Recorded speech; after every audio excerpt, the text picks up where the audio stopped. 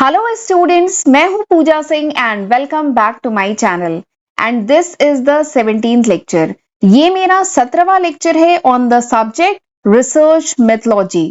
16 lecture video मैं already upload कर चुकी हूं इस सब्जेक्ट पे and this is my 17th lecture video. तो चलिए एक बार शॉर्ट में मैं आपको बताती हूँ कि पिछले लेक्चर वीडियोस में हमने कौन कौन से मेजर टॉपिक कवर कर चुके हैं। तो ये सारे टॉपिक जो आपको स्क्रीन पे दिख रहे हैं ये मैं पिछले लेक्चर वीडियोस में डिस्कस कर चुकी हूँ बहुत डिटेल में विद दीज सब टॉपिक। तो मैं आपको बहुत डिटेल में पढ़ा चुकी हूँ अबाउट रिसर्च। रिसर्च क्या है, रिसर्च का प्रॉब्लम क्या होता है, रिसर्च प्रॉब्लम बेसिकली क्या होती है, रिसर्च डिजाइन क्या है, एन इंपॉर्टेंट टर्म जो सैंपल डिजाइन के हुए हैं वो सब हमने डिस्कस किया, measurement in research, measurement scale. And एक बार वीडियो को पॉज करके ये सब टॉपिक भी पढ़ लीजिएगा, ये सारे सब टॉपिक भी मैंने डिटेल में समझाया है। एंड इसके बाद मैंने आपको डेटा कलेक्शन के बारे में बताया था। प्राइमरी सेकेंडरी डेटा हमने डिस्कस किया, मेथड ऑफ डेटा कलेक्शन पढ़ा, मेरिट डीमेरिट पढ़े, तो ये सारे टॉपिक भी डिटेल में समझा। उसके बाद मैंने डेटा प्रिपरेशन जिसमें editing, checking, coding, classification, tabulation, graphical presentation, ये सब भी हमने डिटेल में समझा। इसके बाद लास्ट लेक्चर में मैंने आपको बताया था इंटरप्रिटेशन ऑफ रिसर्च डेटा। जो डेटा होता है रिसर्च में, रिसर्चर ने डेटा को कलेक्ट कर लिया, डेटा को एनालाइज कर लिया, उसके बाद एक बहुत इंपॉर्टेंट स्टेप आता है इंटरप्रिटेशन ऑफ डेटा। इंटरप्रिटेशन मतलब कुछ कंक्लूजन ड्रॉ करना, कुछ इन्फरेंस ड्रॉ करना डेटा से, ठीक है।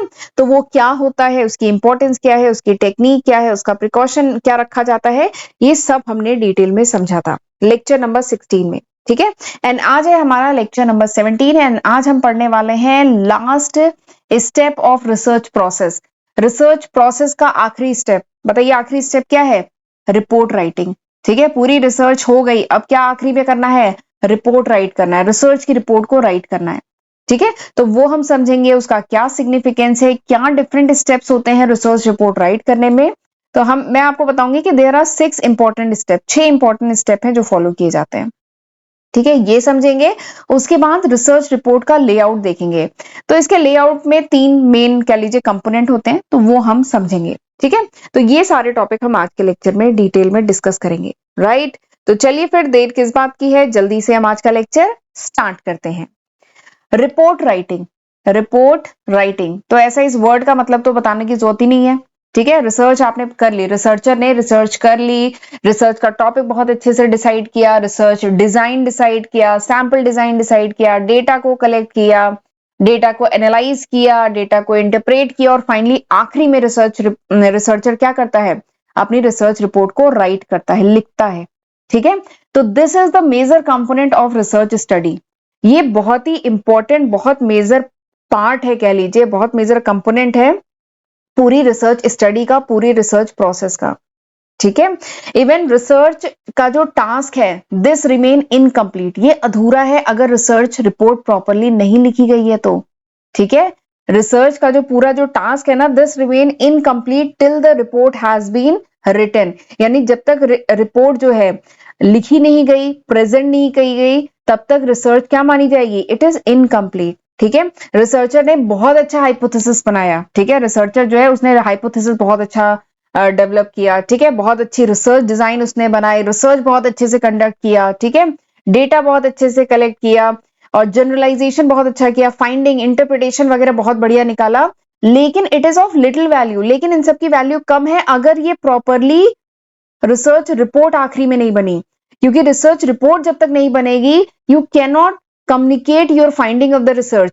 आप यानी रिसर्चर जो है अपनी रिसर्च का जो फाइंडिंग्स है वो कम्युनिकेट कैसे कर पाएगा बाकी लोगों को, कैसे बता पाएगा कि उसकी रिसर्च में क्या फाइंडिंग हुई, क्या निकल के आया, ठीक है। Finding are made known to others, यानी फाइंडिंग जो है दूसरों को बताया कैसे जाएगा? When the research report is being written, जब तक रिसर्च रिपोर्ट लिखी नहीं जाएगी तब तक दूसरों को पता ही नहीं चलेगा, कम्युनिकेट ही नहीं हो पाएगा अबाउट रिसर्च। तो इसलिए रिसर्च रिपोर्ट राइटिंग जो है this is very important step in the whole research process.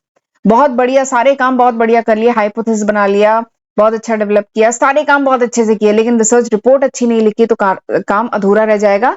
और रिसर्च रिपोर्ट लिखनी बहुत जरूरी है क्योंकि इसी से दूसरों को आपकी रिसर्च के बारे में पता चलेगा, ठीक है। ये देखिए मैंने लिखा है the purpose of research is not well served, यानी पर्पस ऑफ रिसर्च, रिसर्च करने का पर्पस ही पूरा नहीं हो पाएगा अगर रिसर्च को प्रॉपरली आपने कम्युनिकेट नहीं किया तो, ठीक है। एंड ये जो रिपोर्ट राइटिंग है, this is the last step in research study. ये जो रिपोर्ट राइटिंग है ये आखिरी स्टेप होता है रिसर्च स्टडी में, and this required certain skills. ठीक है, बताया था ना, रिसर्च प्रोसेस में या कह लीजिए रिसर्च स्टडी का आखिरी स्टेप होता है रिपोर्ट राइटिंग, एंड इसके लिए कुछ स्किल सेट चाहिए। ठीक है, रिसर्चर में कुछ स्किल सेट होनी चाहिए, एंड ये जो स्किल सेट है ना, this is different from the skill set requires in the earlier stage of research. अभी तक रिसर्च की जो इससे पहले की जो स्टेजेस थी उनमें जो स्किल सेट चाहिए था दैट इज डिफरेंट, बट ये रिपोर्ट राइटिंग के लिए एक डिफरेंट स्किल सेट रिक्वायर्ड है। ठीक है, तो this report writing is very important. ये रिपोर्ट राइटिंग जो है ना बहुत इंपॉर्टेंट, रिसर्चर को बहुत सीरियसली लेना चाहिए इस स्टेज को, और बहुत ध्यान से, ठीक है, रिपोर्ट राइटिंग करनी चाहिए। ठीक है, इवन कह लीजिए ये जो रिपोर्ट राइटिंग है ना, दिस इज द आउटपुट, ये कह लीजिए आउटपुट है, this is the output of the whole process of research. आपने जो पूरी इतनी लंबी जो कह लीजिए वर्क किया, रिसर्च का प्रोसेस किया, इसका आउटपुट क्या निकल के आया, इसका आउटपुट क्या है, रिपोर्ट। आपने जो फाइनली एक रिपोर्ट बनाई ना, वो है इसका आउटपुट। जब आप पीएचडी करते हैं, अगर आप में से कुछ बच्चे पीएचडी अगर वगैरह करेंगे, तो पीएचडी 3 साल 5 साल की जब पीएचडी करते हैं तो आखिरी में जो इसका आउटपुट क्या होता है, आउटपुट वही रिपोर्ट है। ठीक है, जो आपने बनाई। ठीक है, तो this report writing is very important. अब बात करते हैं इसके स्टेप्स की। तो there are 6 different steps in report writing. ये जो रिपोर्ट राइटिंग है इसमें 6 बेसिक स्टेप होते हैं, एक एक करके इन स्टेप को पढ़ते हैं। सबसे पहला स्टेप है logical analysis of subject matter. सबसे पहला क्या है, logical analysis of subject matter.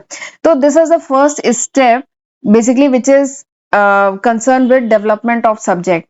तो इसमें सबसे पहला स्टेप यही है, लॉजिकल एनालिसिस किया जाता है सब्जेक्ट मैटर को। सब्जेक्ट मैटर मतलब आपकी रिसर्च की जो प्रॉब्लम है, ठीक है, रिसर्च प्रॉब्लम मतलब रिसर्च का जो टॉपिक है उसका लॉजिकल एनालिसिस किया जाता है। ठीक है, एंड ये लॉजिकल एनालिसिस 2 तरीके से किया जा सकता है, एक लॉजिकली, ठीक है, लॉजिकल एनालिसिस एक लॉजिकली किया जाता है और एक क्रोनोलॉजिकली। ठीक है, क्रोनोलॉजिकली। तो सबसे पहला यही है कि जो सब्जेक्ट मैटर है इसका एनालिसिस किया जाता है। ठीक है, लॉजिकली मतलब क्या आता है कि जो डिफरेंट वेरिएबल है उनके बीच में कनेक्शन कैसे स्टैब्लिश होगा, ठीक है, उसको स्टैब्लिश किया जाता है। एंड क्रोनोलॉजिकली मतलब क्या है कि जितने डिफरेंट सीक्वेंस ऑफ इवेंट हुए, ठीक है, आपकी रिसर्च में जितने भी इवेंट्स हुए उन सबको सीक्वेंस में टाइम के हिसाब से जैसे जैसे वो अकर हुए, ठीक है, जैसे जैसे वो अकर हुए, जिस टाइम के हिसाब से वो अकर हुए उनको सीक्वेंस में अपनी रिसर्च रिपोर्ट में मतलब प्रेजेंट करना, दिस इज क्रोनोलॉजिकली। ठीक है, तो सबसे पहला स्टेप यही होता है कि जो सब्जेक्ट मैटर है उसका एनालिसिस करना। दूसरा स्टेप जो रिसर्च रिपोर्ट राइटिंग में होता है वो होता है प्रिपरेशन ऑफ फाइनल फ्रेमवर्क। ठीक है, बेसिकली आउटलाइन। ठीक है, आपने रिसर्च कर ली बहुत अच्छे से, लॉजिकल एनालिसिस कर लिया सब्जेक्ट मैटर का, अब आप क्या बनाएंगे, उसके बाद आप एक आउटलाइन डेवलप करेंगे, अपनी रिसर्च की एक आउटलाइन डेवलप करेंगे। ठीक है, ये बेसिकली एक फ्रेमवर्क होता है जिस फ्रेमवर्क के अंदर जो है आप अपना पूरा रिटन वर्क करेंगे। ठीक है, एक आउटलाइन कि पहले क्या रखेंगे, उसके बाद क्या होगा, उसके बाद क्या होगा, उसके बाद क्या होगा। तो बेसिकली एक फाइनल फ्रेमवर्क, फाइनल आउटलाइन आप ड्रॉ करेंगे, डिसाइड करेंगे upon which the long written work are constructed. आपका जो लंबा रिटर्न वर्क होगा, वो जो रिसर्च की कह लीजिए फाइल होती है, कहीं पे 200 पन्नों की, 250 पन्नों की या 300 पन्नों तक की होती है, तो फाइनली वो जो पूरे आपकी रिसर्च रिपोर्ट बनेगी, ठीक है, उसको किस सीक्वेंस में, उसका फ्रेमवर्क क्या होगा, उसकी आउटलाइन क्या होगी, ये डिसाइड किया जाता है इस स्टेप में। ठीक है, एंड ये बेसिकली हेल्प करता है in logical organisation of the material. आपके पास जितना कंटेंट है, जितना मटेरियल है, उसका लॉजिकल ऑर्गेनाइजेशन मतलब पहले क्या रहेगा, उसके बाद क्या रहेगा, उसके बाद क्या रहेगा, उसके बाद क्या रहेगा, तो लॉजिकल ऑर्गेनाइजेशन में ये हेल्प करता है। इससे आप फोकस कर पाते हैं कि किस एरिया, किस पार्ट पे हमें ज्यादा फोकस करना है, एनालिसिस पे ज्यादा फोकस करना है कि डेटा कलेक्शन पे, तो किस पार्ट पे हमें ज्यादा फोकस करना है। ठीक है, तो ये इसलिए इस स्टेप में क्या किया जाता है, एक फाइनल आउटलाइन डिसाइड की जाती है, प्रिपेयर की जाती है अपनी रिपोर्ट की। तीसरा स्टेप, एक बार स्क्रीन क्लियर करती हूँ। तीसरा स्टेप जो आपका होता है रिपोर्ट राइटिंग का, that is preparation of rough draft. Preparation of rough draft यानी रफली एक बार रिसर्च रिपोर्ट जो है उसका एक रफ ड्राफ्ट प्रिपेयर किया जाता है। इसमें क्या होता है, रिसर्चर बैठता है और राइट डाउन करता है अपनी रिपोर्ट को, रिसर्च स्टडी को राइट डाउन करता है रफली। ठीक है, रफ ड्राफ्ट प्रिपेयर करता है। इसमें वो राइट डाउन करता है पूरा प्रोसीजर जो उसने अडॉप्ट किया था फॉर द कलेक्शन, यहाँ पे लिखा हुआ है जो भी प्रोसीजर उसने अडॉप्ट किया था फॉर द डेटा कलेक्शन, और जो भी लिमिटेशन उसने फेस की, जो भी टेक्निक उसने एनालिसिस की यूज की, उसकी ब्रॉड फाइंडिंग क्या है, जनरलाइजेशन क्या है, कुछ सजेशन देना चाहता है। तो बेसिकली मोटा मोटा वो जितनी आउटलाइन है इसका, ये सारी वो लिखेगा। ठीक है, आउटलाइन तो इसने इसमें लिख ली थी, अब उस आउटलाइन में क्या क्या लिखेगा कि उसने डेटा कलेक्ट कैसे किया, लिमिटेशन क्या फेस की, क्या टेक्निक यूज की, ब्रॉड फाइंडिंग क्या थी, ये सारी चीजें वो लिखेगा, एक रफली इसमें लिखेगा। ठीक है, तो this is the preparation of rough draft. तो ये तीसरा स्टेप होता है, समझ में आ गया। तो पहला स्टेप क्या है, logical analysis of subject matter. दूसरे स्टेप में आउटलाइन डिसाइड करता है, आउटलाइन यानी किसके बाद क्या, किसके बाद क्या। ठीक, एंड तीसरे स्टेप में एक रफ ड्राफ्ट। ये आउटलाइन तो डिसाइड कर ली, अब इसमें लिखेगा रिसर्चर जो है, एक रफली जो है उसने क्या क्या काम किया पूरी अपनी रिसर्च में, वो इसमें लिखेगा। तो ये रफ ड्राफ्ट। रफ ड्राफ्ट के बाद अब वो एक फाइनल लिखेगा। रफ ड्राफ्ट को अब वो पॉलिश करेगा, फाइनल फिर से रीराइट करेगा। ये चौथा स्टेप होता है। तो चौथा स्टेप इवन ज्यादा समय लेता है। ये जो चौथा स्टेप है ना, जिसमें वो अपने रफ ड्राफ्ट को एक फाइनल पॉलिश देगा, फाइनल रीराइट करेगा, फिर से लिखेगा, ये स्टेप इवन ज्यादा टाइम लेता है। इस स्टेप में ज्यादा टाइम लगता है as compare to preparing the rough draft. इससे पहला जो थर्ड स्टेप था ना, उससे ज्यादा समय इस फोर्थ स्टेप में लगता है, जहां पे वो क्या करता है, फिनिशिंग करता है, पॉलिशिंग करता है, अपने रफ ड्राफ्ट को क्या करता है, फिर से लिखता है। ठीक है, क्योंकि यहां पे उसे केयरफुली फिर से रिवाइज करना है सारी चीजें।